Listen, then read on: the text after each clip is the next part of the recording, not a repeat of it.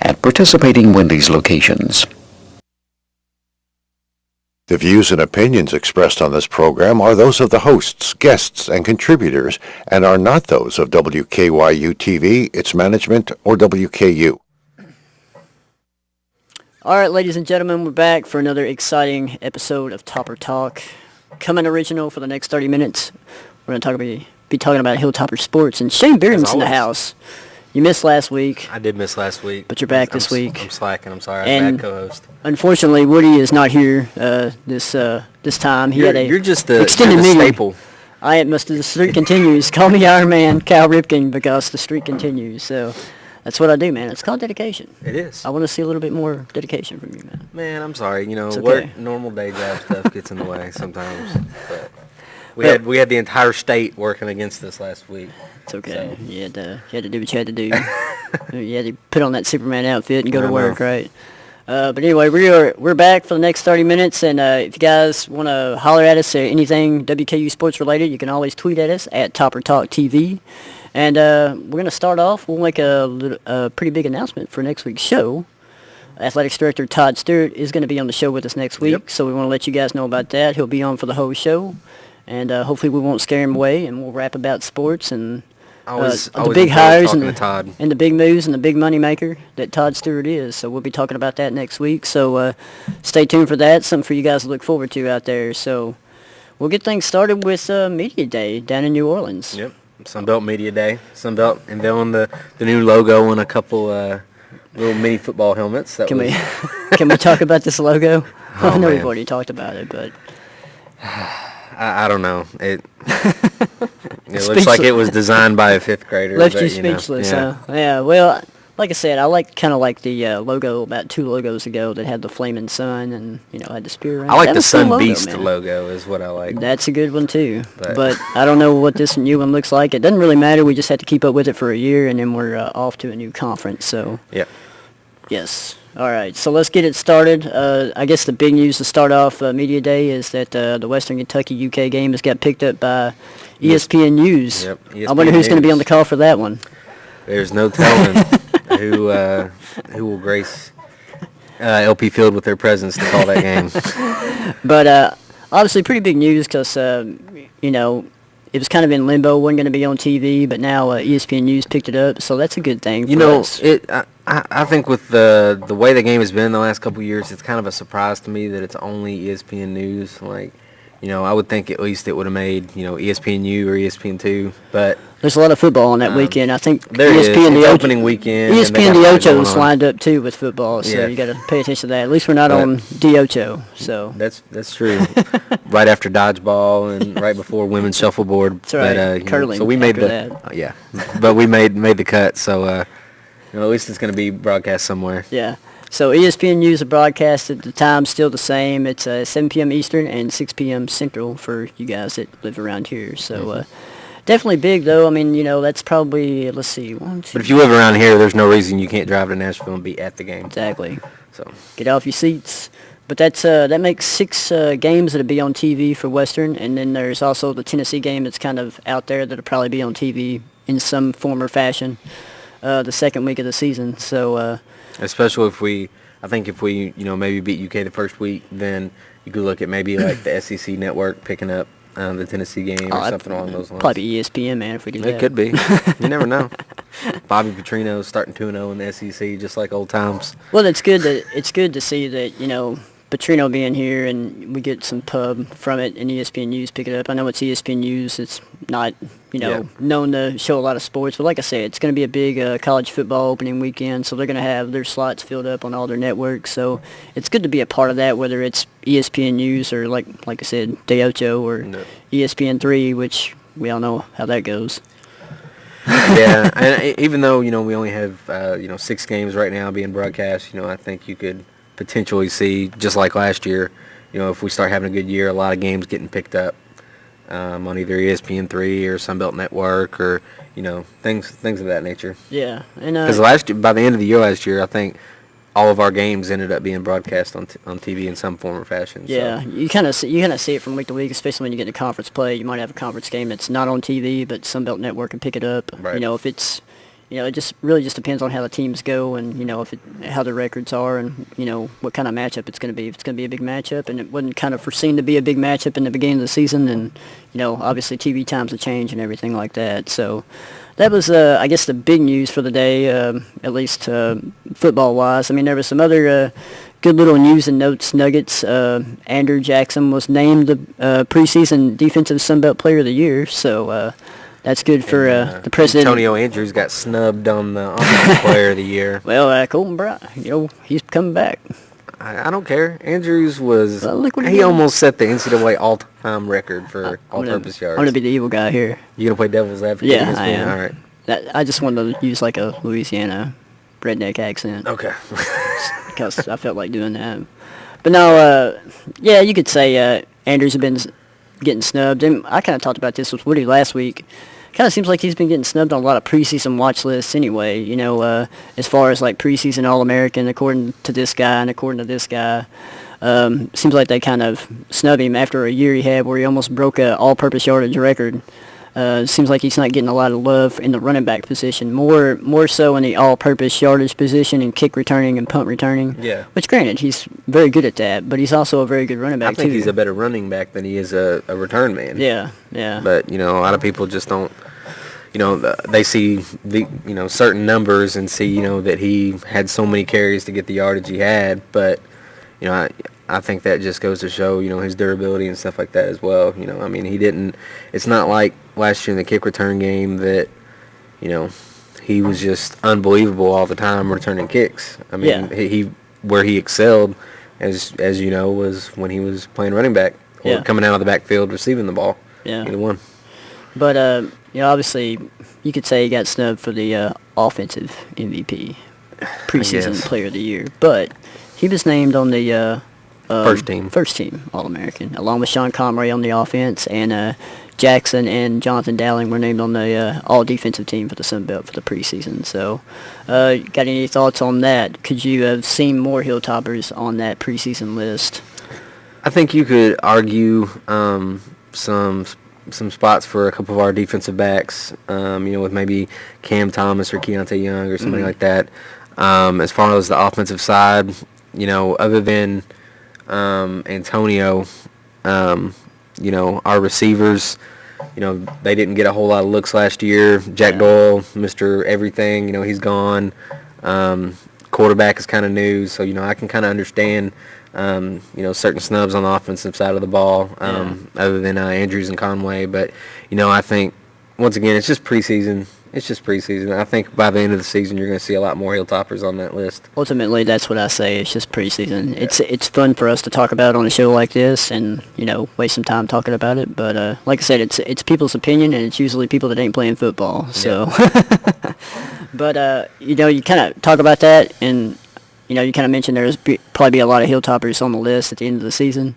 One of the guys I see on that probably will be on that list at the end of the season as far as offensive is Willie McNeil. Yeah, I agree with that. Because, I mean, it's like you said, the wide receivers didn't get a lot of love in Taggart's offense. They weren't utilized a lot.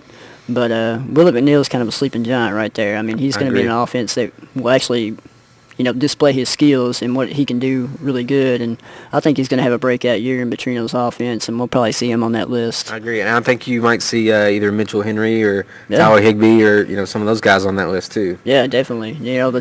We talked about that last week with Woody as well. I mean, the tight ends kind of keep rolling. You kind of keep producing we call it the tight end. Tight end and running back U. That's what Washington's getting known as right now. But yeah, just dub us that. I think a couple of people already have that. I don't know about tight end U, but there's linebacker U at Penn State, and I don't know which one's running back U. I can't remember. I don't know. It's not Kentucky, but obviously. but yeah, I mean, let's kind of continue with the discussion. I mean. Western preseason, the coaches voted Western to finish 4th in the league. Yes, it's going to get to that. What do you think about that? People out there, tweet us at TopperTalk TV. Give us your reaction. I think that I'm actually fine with it. I prefer being the underdog. I think a lot of people are sleeping on us again this year.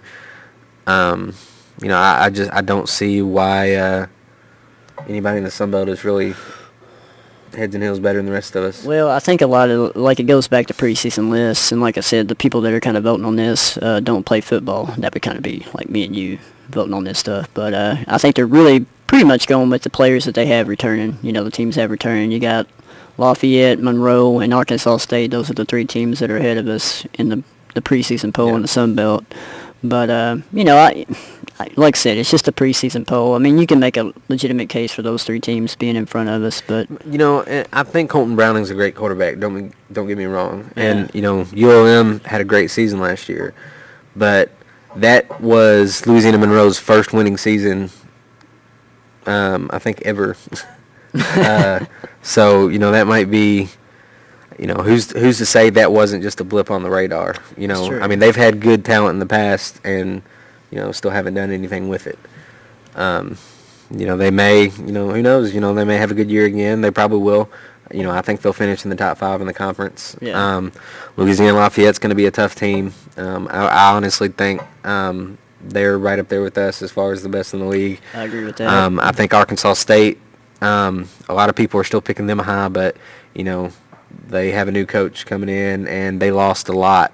A lot of offensive talent, and it can't be underestimated. You know, everybody keeps talking about, well, they had a good quarterback waiting behind Applin last year, and he's better than Applin. Well, if he was better than Applin, then, you know. Why wouldn't he start, right? Yeah, exactly. But the same can be said for Dowdy and Jakes and all that stuff. But it's true.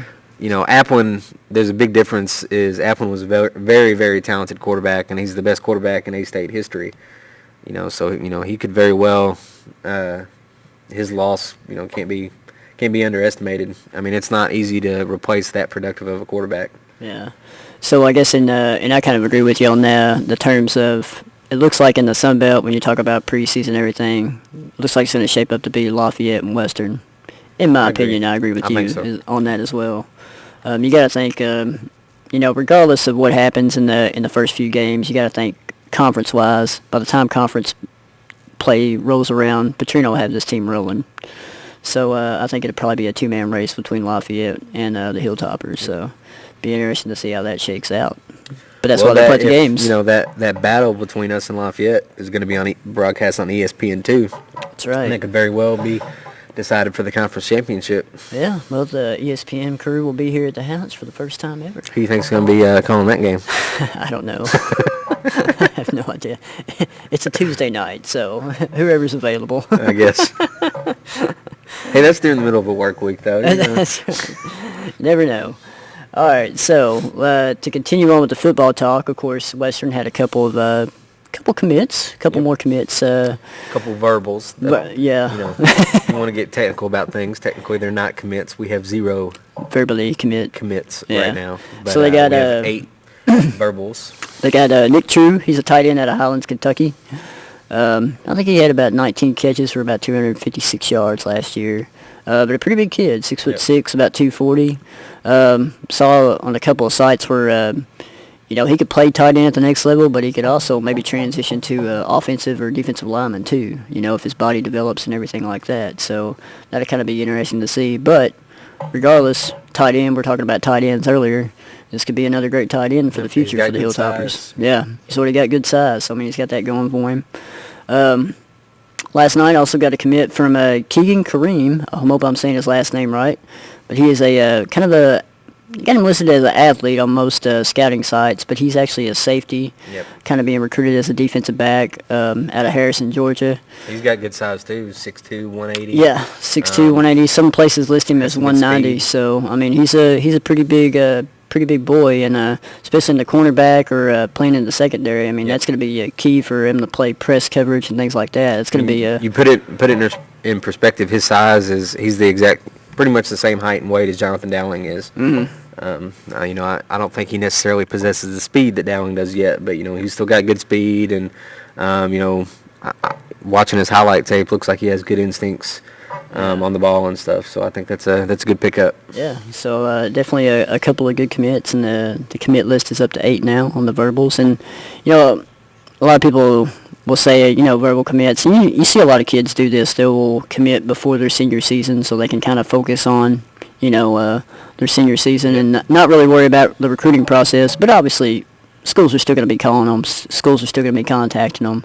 So you got to think a lot of these commitments already will hold solid, but you wouldn't be surprised to see a small handful maybe flip during the season or after the season, things like that. Happens. It's just the way college football is. So it's the world of recruiting, or recruiting, as some people would say. I mean, and that's one reason you see schools like, Appalachian State, coming up with FBS, but they've got like 100 scholarship offers out right now. Yeah, well, we got quite a few as well. Yeah, so just the way it is, especially when you're a team like Western and you're kind of in the Sun Belt, Conference USA type of team. You got to throw the offers out there and see if you can get a bite on a really good kid. That's really what you got to do. Offer the high profile kids pretty early and try to get in there early. And everybody wondered, with Petrino's history and stuff, coming to Western, how parents and prospective student athletes were going to react.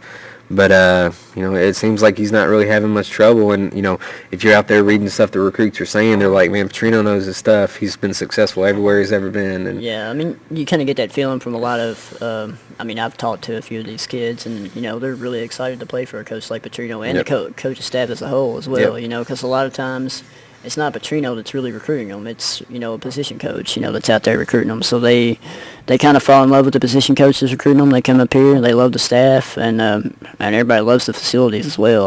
Everybody loves the facilities here at Western. So, that's another factor as well. But it doesn't seem like that's going to be a problem for a lot of these, at least the commitments so far, And like I said, they kind of relish the chance of being coached by, Petrino and the rest of his supporting staff here. So I really think that's going to be a problem. And it's good to see that we got 8 commits already. That kind of shows you that we've been out there. Possibly some more later in the week, when we got the football camp going on the 20th. Yeah, the big football camp will be this Saturday. So we'll have a lot of players in town that Western like to see. So they'll be able to see them Saturday. Yep.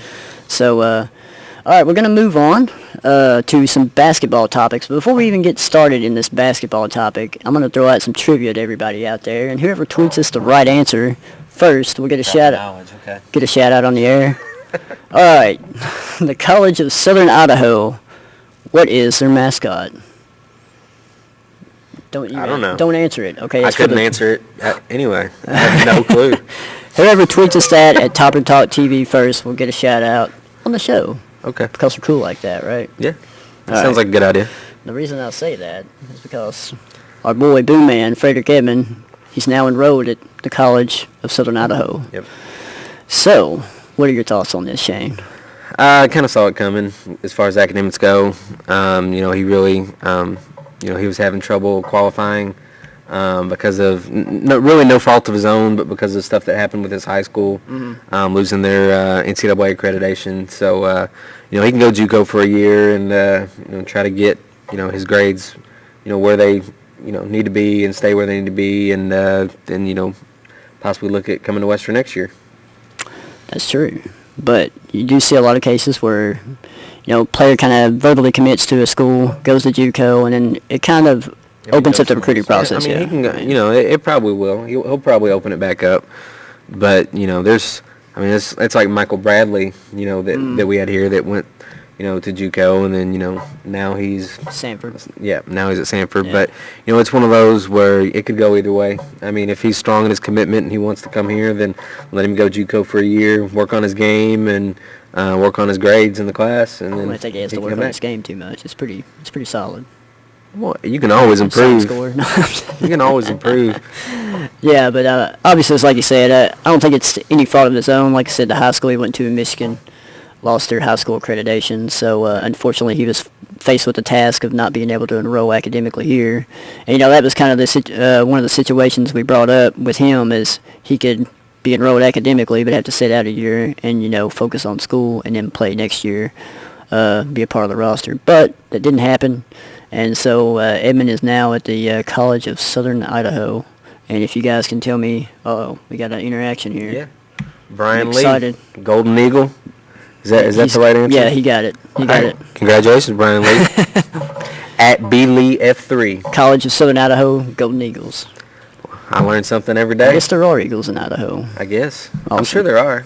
Where's the College of Southern Idaho at, Shane? I don't know. Boise? Twin Falls, actually. Twin Falls? Okay, there we go. Shows you what I know about Southern Idaho. It's okay, man. I got you. All right. We're going to move on. While Frederick Ammon goes away and he's kind of out of the Western Kentucky picture, we have a new face that committed to Western last week, not last year. Ben Lawson, Tell us about him, Shane. the British invasion to the hills. Big 7-foot prospect.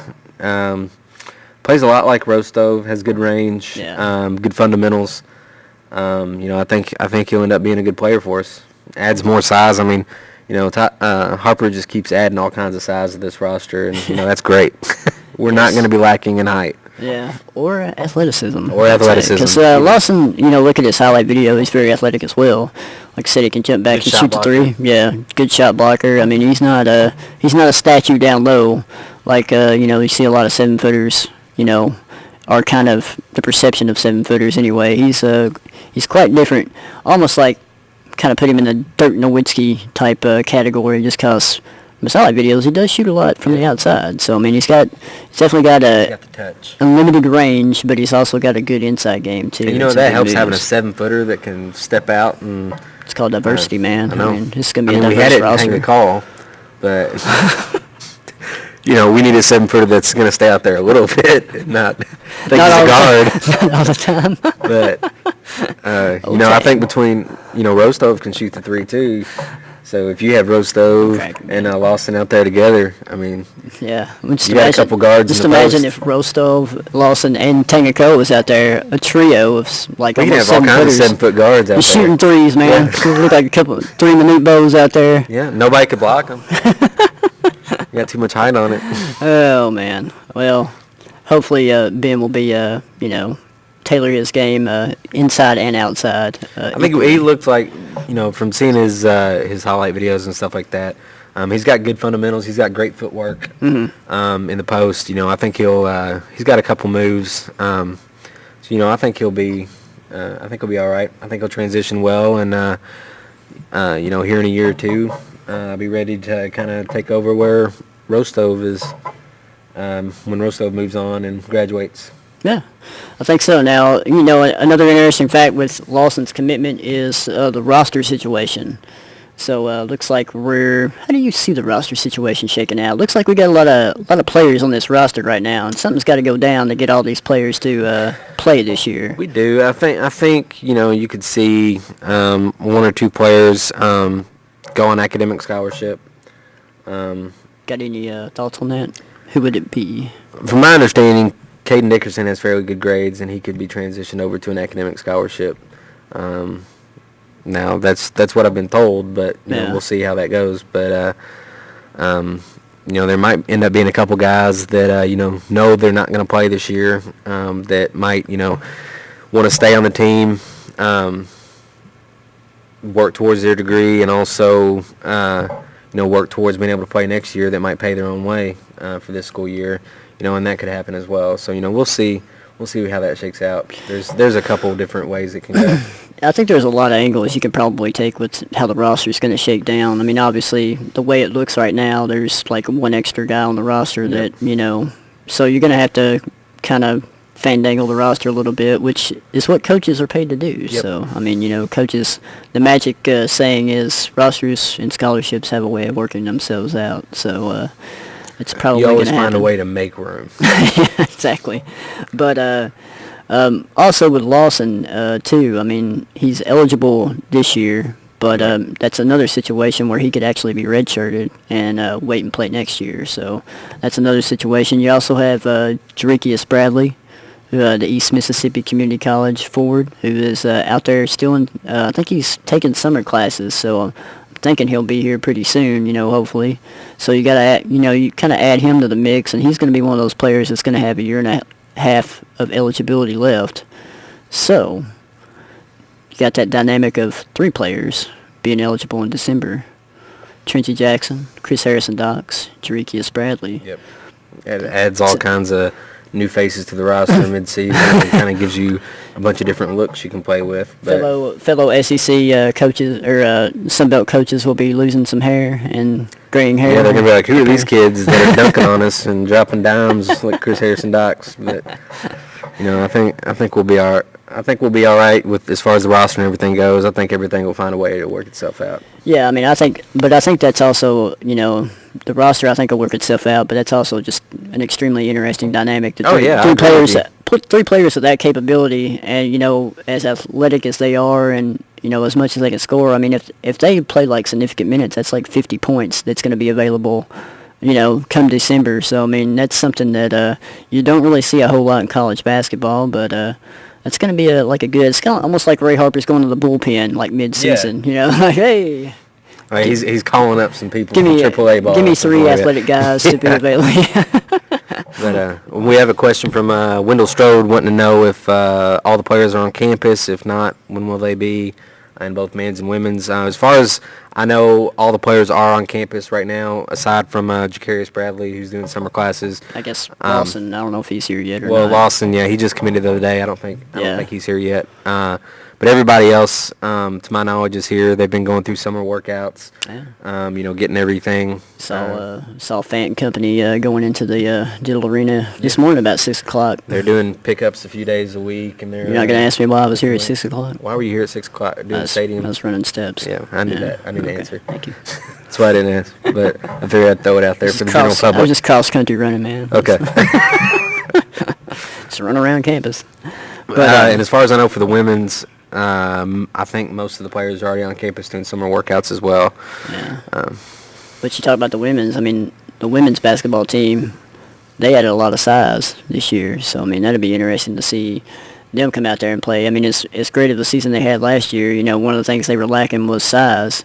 And that's one of the things Michelle Clark-Hurd went out and got. Yeah. So, I mean, that's going to be like a whole new look team, whenever they come out for the new season. So that'll be another interesting dynamic to look for, too. And we also have another question from Cameron. Wendell Strode? He just sent me another. Yeah, I got that one. Oh, yeah, okay. Cameron Epperson also asked. Confusing me. Who do we think is the basketball player that's going to have the best season this year? Oh, that's a good question. We got a lot of candidates. Yep. Shane, you go first. Man. I'm going to say T.J. Price is going to have a breakout year this year. Not that, he hasn't already kind of been broken out. Yeah. But, I think he's going to take his game to a whole new level this year. I could honestly see him averaging 17, 18 points a game and, really just becoming a offensive power for us. I'm going to go with Alex Rostov, even though he kind of broke out at the end of last season. But I think that's going to carry on for the entirety of next season as well. And I think he'll definitely be a big player in the lineup. And also give an honorable mention to George Fant.